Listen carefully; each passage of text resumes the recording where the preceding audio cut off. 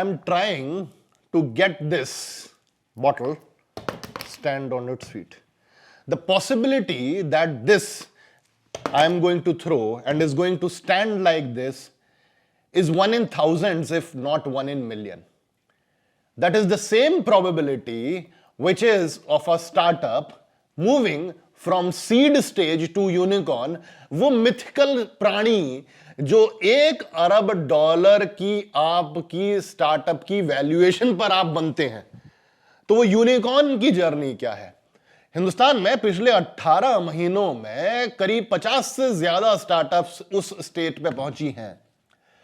ये इतना ही मुश्किल है जितना मेरे जैसे के लिए इसको खड़ा कर पाना है. लाखों में एक बनते हैं यूनिकॉर्न. ये कहानी है मधु, मुथु और प्रभु की, जिन्होंने शुरू करी M2P फिनटेक 2014 में after leaving their job at Visa and PayPal. They left their well-paid job, and in fact, in one of the occasions, Muthu said that he told his family that boss मुझे नौकरी से निकाल दिया है.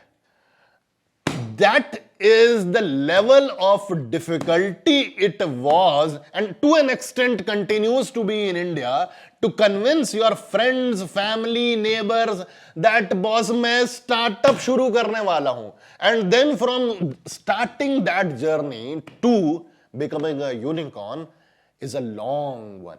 We'll hear the story out from Madhu, Muthu and Prabhu that how a conversations they used to have at a tea point. हमारे देश की चाय टपरी जहां पर से हजारों लाखों कहानियां निकलती हैं, और शायद इन चाय टपरियों के इतिहास में जाएंगे तो नुक्कड़, हमारे मोहल्लों में होने वाली बातचीत, या फिर आजादी से पहले इंडियन कॉफी हाउस कलकत्ता में बैठ करके जो क्रांतिकारियों ने बातचीत करी थी, उस सब तक की कहानियां निकल के आएंगी कि कैसे चाय के प्याले जो हैं सुड़क करते हुए जब आप लेते हैं तो शायद वो आपके दिमाग के कुछ कीड़े बुलबुलाते हैं और शायद वहां से कुछ कहानियां निकलती हैं. This is the story of M2P fintech which is on its way to become one of the newest unicorns of India. Let's hear from them. We, being Tamil guys, we used to go together for a chai. That's how we came to know each other actually. Otherwise, we didn't have even a product relationship. I was on a different product. It's a mobile payments product. He was on a prepaid product. So, being Tamil guys, we used to go for chai conversation. Chai on once in the morning, once in the afternoon. So that's when we started discussing about there is a lot of what is the challenge that he has and I have in launching our products or thought process. That's the ideas, right? So we used to discuss those challenges, and that's where we also say that if we were to start it, we have to remove all these barriers. We used to discuss as a happily because we were never starting then. So then the chai conversation was continuing. Then after a lot of changes, then I wanted to move to Chennai, to move my family to Chennai. So close to parents, that's the idea behind it, and my staying close to the roots. With my kids also, I want them to be closer to what we do, what our parents do on a regular basis. So any holidays, we go to my native place with kids. It's mandatory. So that's the reason I wanted to move to Chennai. Then I landed in PayPal and all that. So, but within 6 months again, we had this conversation. Madhu called me and said that let's start. Okay, then we discussed between us, I'll moonlight for a while. Then we will see how it goes. So, and good thing for us is we had a first client before we started. Somebody wanted to digitize this journey, payments journey. Said, okay, let's do that. And that's how we started on a terrace. Actually, the first company is a terrace. Before quitting PayPal, I had to prep my family because they were strictly against starting my own company. They were like, you are in a high profile, high paying job. Nobody want to quit and do such a risk. So I was not treating the idea. I know how they treat. I'm from a typical village where only probably 150 houses are there. So, and I was the first graduate from that village, right? And having all that ground, and they were very happy I'm doing well. But now suddenly I'm taking a turn. So naturally, my in-laws, my parents, my wife, all of them against the idea of doing a startup. So I told them I was getting kicked off from my current company. So it's a lot of, actually there was a real exercise going on in a reorg. People was going through, a lot of people let go during that time, right? It was not really a planned move, but as a reorg. It was the activity, I was executing it. So my family knows that I was executing it. So I added myself into the list, saying that I am also in the list. So that was the I gave them slow hints, and then couple of months later, when actually I resigned, I told them I will be going out in the next month or so. So I managed family expectation, saying that I will go. I mean, I've been kicked out, right? But which is not the fact. I had a very good experience there. Then 6 months into it, we raised funding, where like friends and family round of it.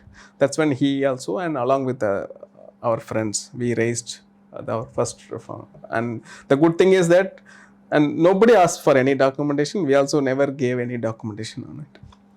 They just purely based on trust. They put their money, and that gave us a lot of confidence and boost for us emotionally. That's very very critical. Money in your account is entirely different from money not in your account when you're running a company.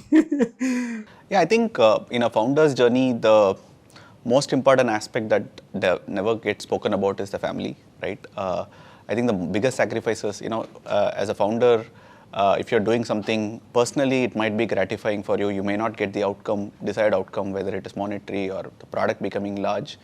But the family doesn't see all of it, right? So you're out of action, out of home but for the last 2 years, founders would have been on the road all the time. So actually, the family bears a lot of the brunt, right? You might have a certain lifestyle, you're cutting down on that, or you're not, your friends and others in the ecosystem might continue to go on their holidays and take a break. For example, my wife said, I never realized that you would be so serious about the business that you got so busy. You are okay with a 9 to 5 job. So a lot of this is they take in their stride, and the most underappreciated part of it is family in a lot of these journeys. It's overdone from a media perspective. So if you ask any founder, while it's a great milestone, once you get there, what happens, right? So I think it's always about every morning if you wake up and have the same level of inspiration to go to office and the excitement that is there, whether you're a unicorn or not, it doesn't matter, right? I think it's a path. It's probably a milestone in the journey from a company perspective. But I would attribute a lot more joy for the first check that we got when the platform got developed. I would attribute a lot more joy for somebody who joined us as a support staff in the team, but she rose up to leading a team. I think those are moments which carry a lot of pride. Obviously, for the team, for the families, economic outcomes are good, and every company should sort of will strive for that. But once you hit a unicorn, people will say, when are you going to get to 5 or 10? So it's an endless sort of journey, right? Therefore, we don't really attribute. I mean, to us, all three founders, we don't actually attribute a lot of value or attack to it. It's incidental. It may happen like in 2 years' time, 5 years' time, whatever that time it takes. But I think if you're able to build a lasting business and which can outlive you, and one of the ways is to take that company public, one of the ways is to merge that into a large organization. Whatever that is, if you spent like a good part of your prime career, if that can outlive you, I think that is a phenomenal job, irrespective of the outcome itself. Having said which, if when that happens, you are obviously going to celebrate and be happy about it. Yeah. Yeah, of course, right. So your product or your company, you have to do the basics right. I think unicorn is just, I would say it's just a milestone. I wouldn't say it is I would say it's not the end of the line or end of the story, or it's not just the pinnacle that you want to reach, because becoming a unicorn, you can still become a decacorn, you can still become $100 billion company. There's never the sky is the limit for that, right? But when you want to become a unicorn, or when you want to become a company that is like going to generate $1 billion or so, or valued at $1 billion or so, it means the company has a lot of efficiencies in place, right?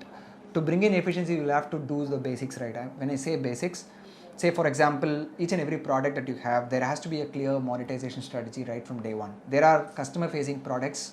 We are a B2B company. We have never interacted directly with customers. We never go directly talk to customers. So we don't know. We are not built that way. We don't have that DNA.